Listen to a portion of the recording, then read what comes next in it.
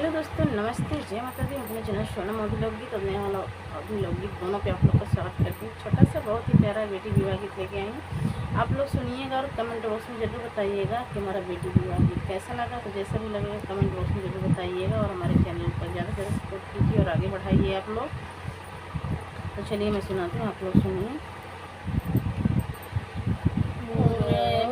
से डोलिया पश्चिमा भाए पापा, पश्चिमा भाए पापा, यारे लगी गए चारे कहाँ रे लाला नवा, यारे लगी गए चारे कहाँ रे लाला नवा, दुआरा पे बैठे पापा, पापा रोई रोई पूछे, अरे रोई रोई पूछे, अरे कहाँ गई बेटी हमारा रे लाला नवा, अरे कहाँ गई बेटी हमारा रे लाला नवा, घर में से मैया हो रोवता निकरी, अरे रोवता निकरी, अरे लागी बपैया समझावै रे लाला नवा, अरे लागी बपैया समझावै रे लाला नवा,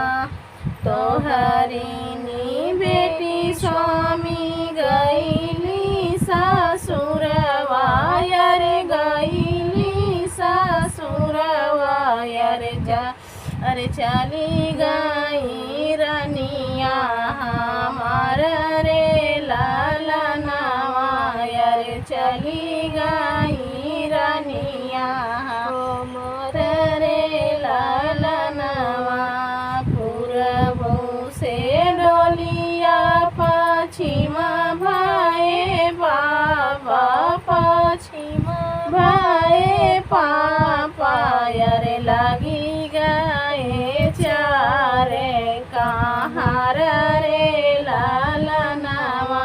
अरे लगी गए चारे कहाँ रे लाला नवा,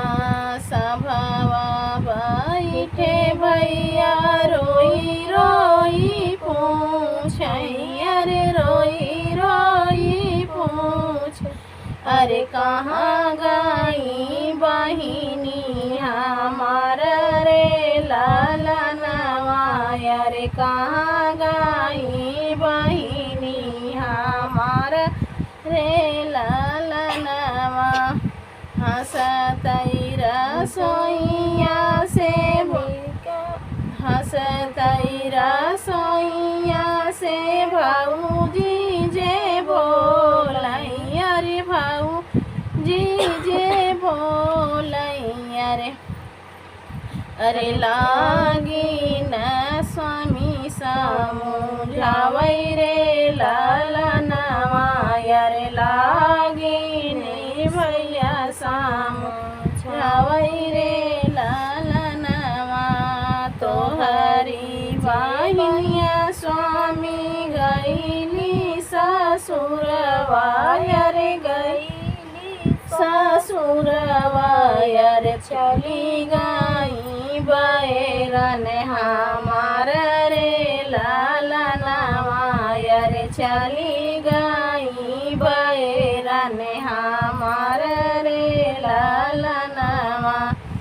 ओन करी भोजनवा जे बची जई है स्वामी, अरे बची जई है स्वामी, अरे खाई नहीं है गैया भाई से रे लाला नवा, अरे खाई नहीं है गैया भाई से रे लाला नवा, के ओढ़निया के पोतना बनाऊ भैया रे पोतना बनाऊ भैया यारे पोतीले बाई घरवा दुआर रे लाला नवा यारे पोतीले बाई घरवा